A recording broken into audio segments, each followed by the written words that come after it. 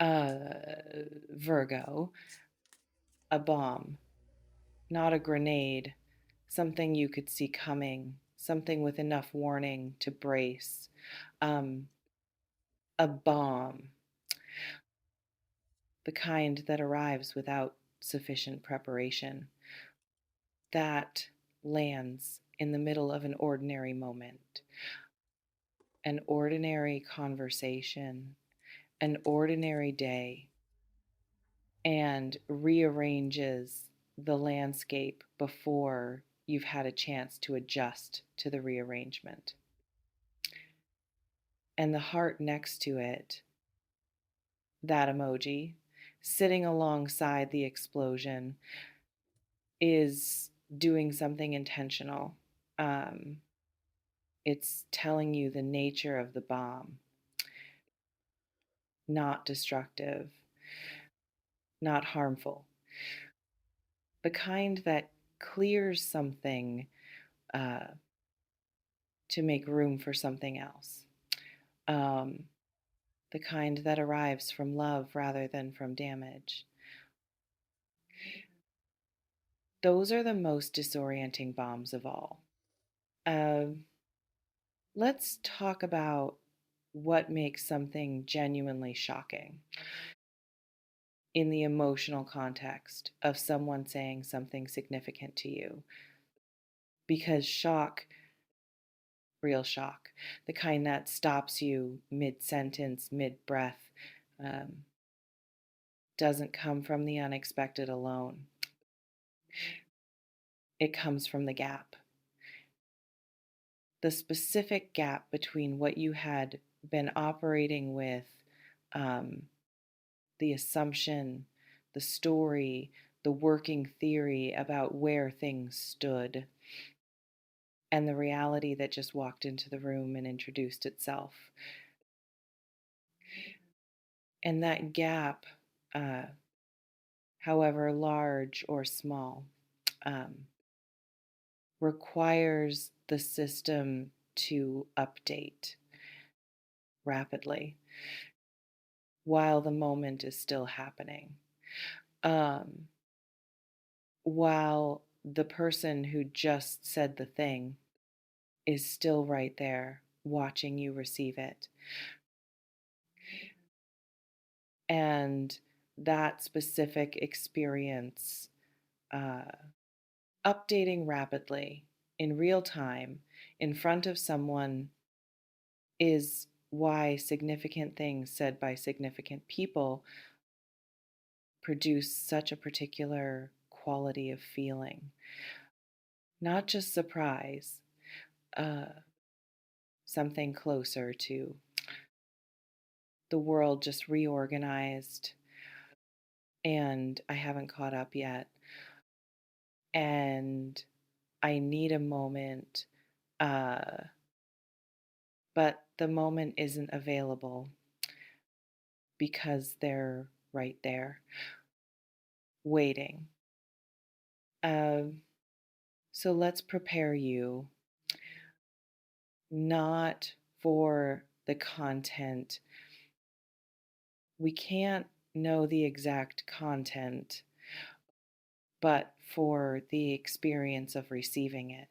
Um, for the moment itself, how to be in it, how to stay present through the shock, so that what happens after the bomb lands is shaped by your clearest self,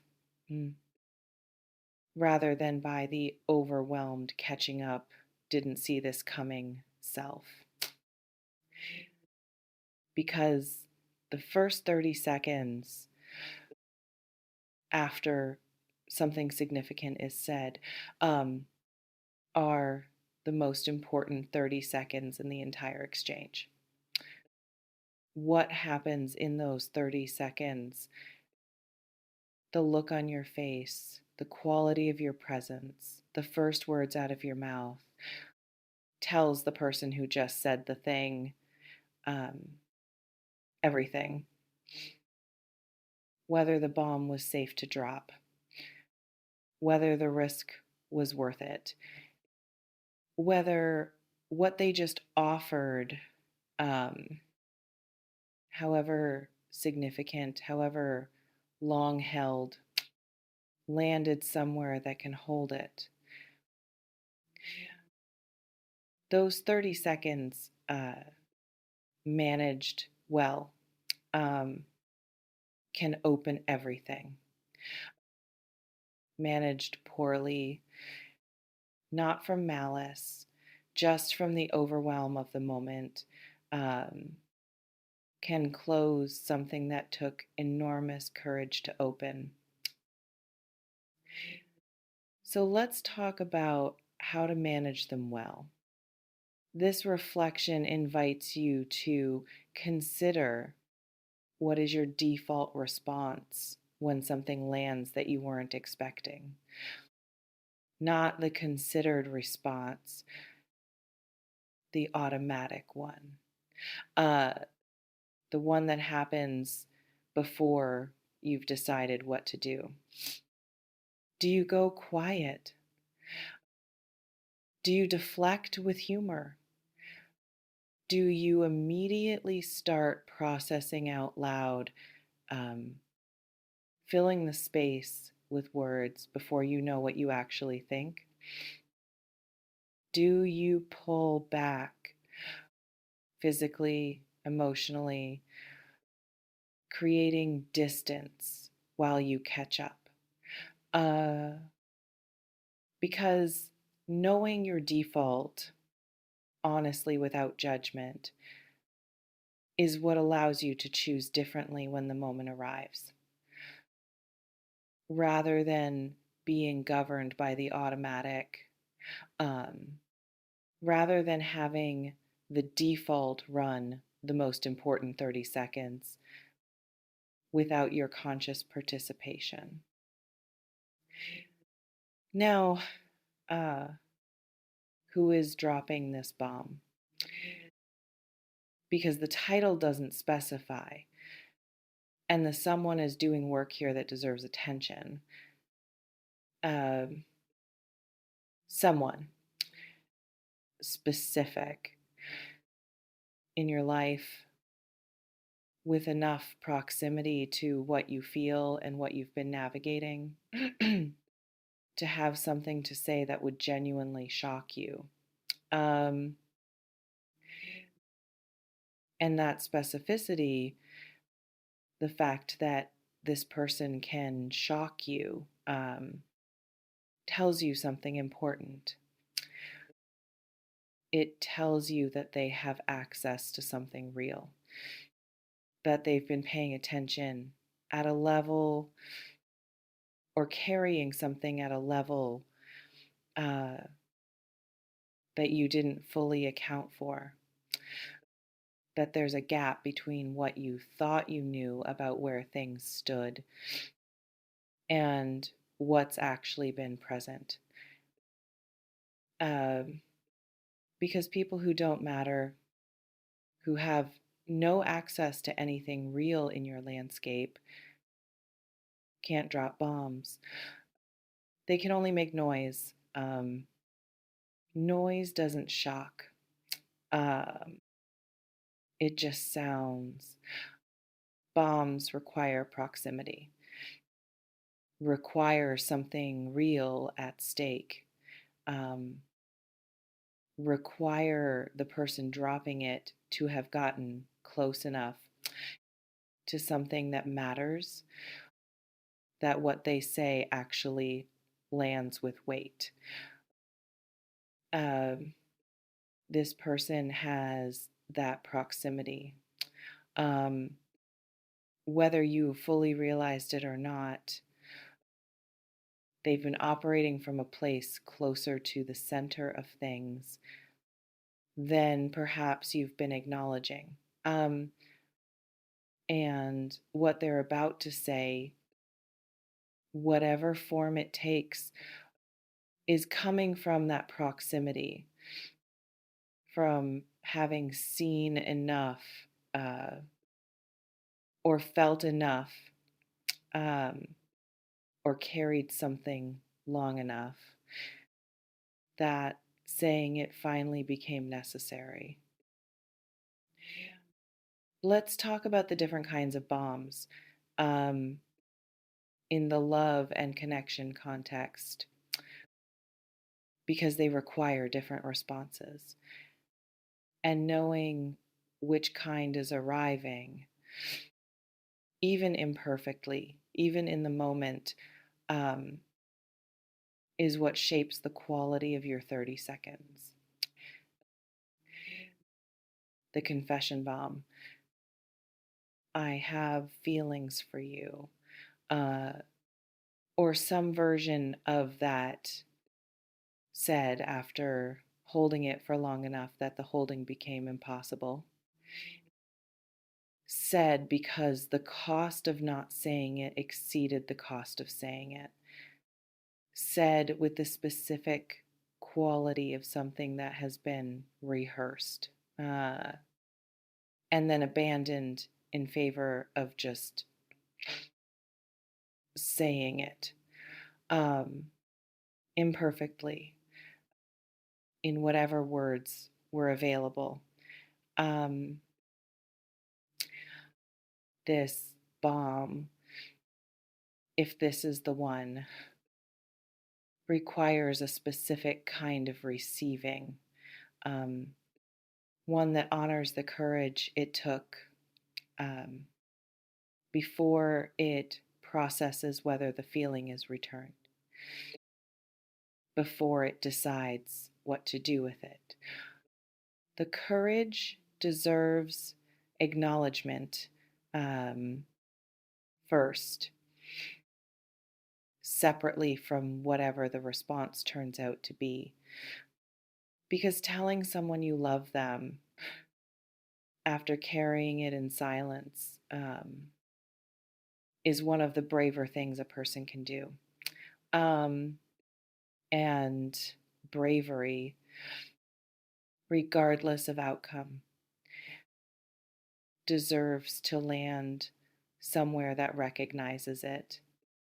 Uh, the revelation bomb. Um, Something they know about themselves, about the situation, about something that affects both of you that has been carried privately um, and is now being offered to you. The something I haven't told you that changes things bomb. This one requires, above everything, um, actual listening. Not the listening that's composing a response, the listening that's actually receiving what's being said. All of it before anything else happens. Because revelations, when they arrive, need to be fully heard before they can be fully understood. Um, and responding to a partial version of a revelation because the shock interrupted the receiving produces a partial and usually incorrect response. Uh, Listen completely before anything else, or the decision bomb. Uh, I've decided something about us, about this, about where I want this to go, um, or where I can no longer go with it. A line drawn, um, a commitment made, a door opened or closed with the finality of someone who has done the deliberation privately over time um, and arrived at certainty. Uh, this bomb, perhaps the most significant requires you to know your own answer before you hear theirs, uh, because decisions met with decisions, uh, clear meeting, clear produce the most honest outcomes, while decisions met with uncertainty, mm, however understandable the uncertainty, tend to produce extended ambiguity, which serves neither person. Uh, know where you are uh, before they arrive with theirs. So the meeting, when it happens, um, is between two people who know themselves rather than two people managing each other's uncertainty. This reflection invites you to consider, what do you already sense this bomb is about before it drops?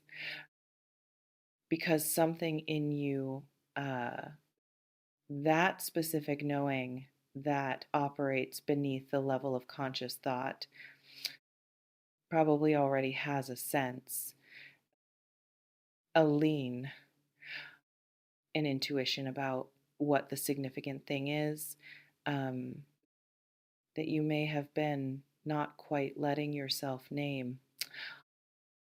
Name it now to yourself, um, in the quiet before it arrives.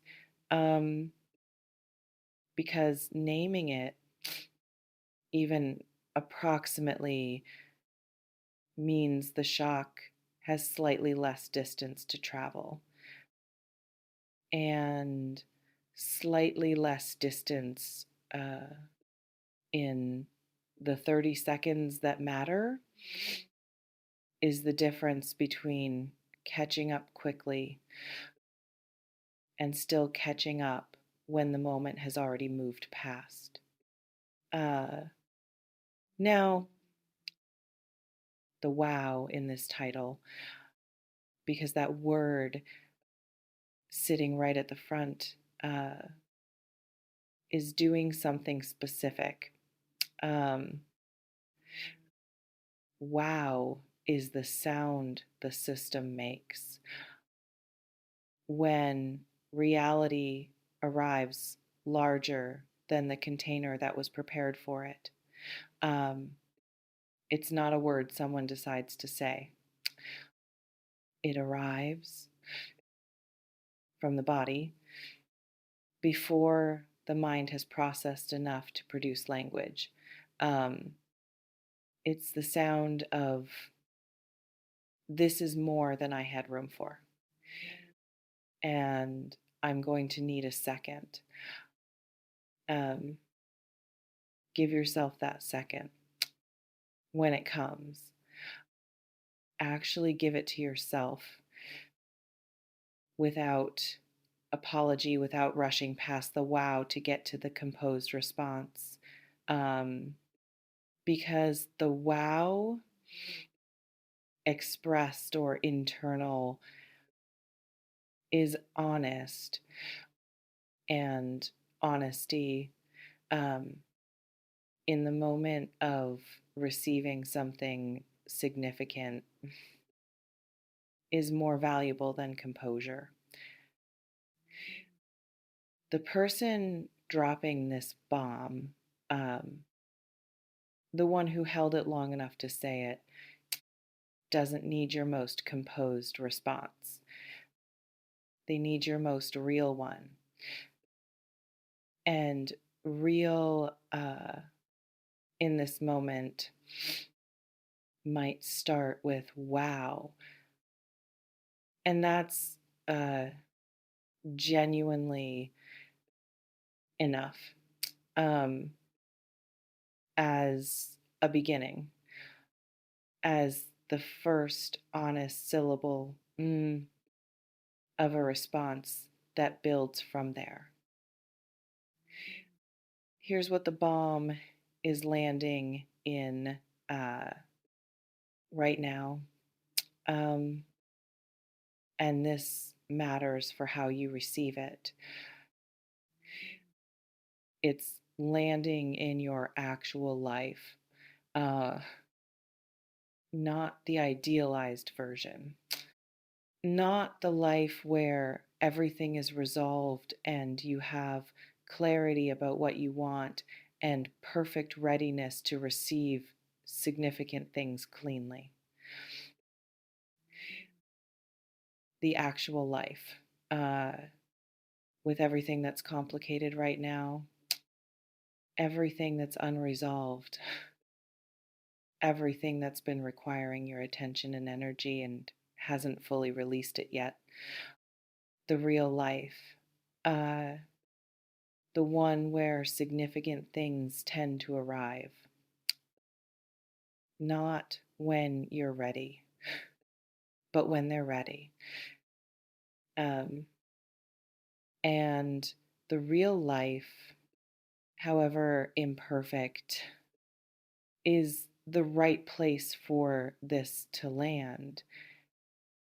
Not because it's tidy, because it's real, um, and real things said by real people into real life have the best chance of actually taking root, um, of producing something genuine rather than something constructed in ideal conditions that dissolves on contact with actual reality. Um, this is real. Let it land in the real without needing the real to be different before the landing happens. Um, the power is yours. It always has been. Something significant, held, rehearsed, finally released, um, is on its way to you from someone who decided at some point in some private deliberation that not saying it was no longer an option. Um, that the cost of silence had finally exceeded the cost of the bomb. And you, on the receiving end, uh, get to decide what the landing looks like, not what they said. That part is theirs. But how it's received, how you hold yourself in the 30 seconds, how present you are in the moment, how honest your response is, that part is yours. Um,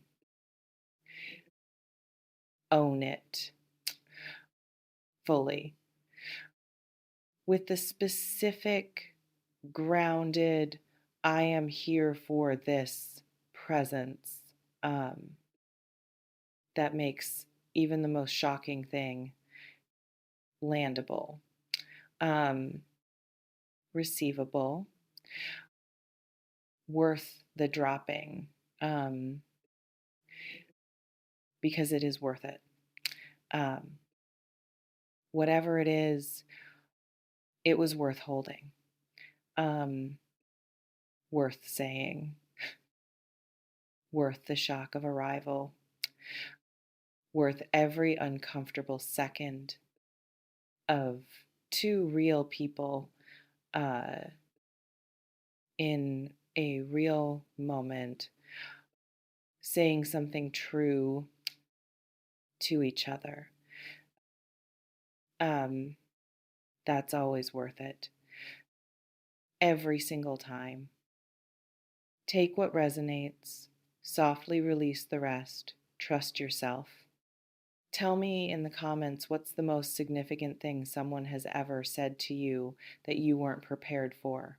not the content, the feeling of receiving it. Drop it below. And is there something you've been holding that you haven't said yet? Drop it below anonymously if you need to.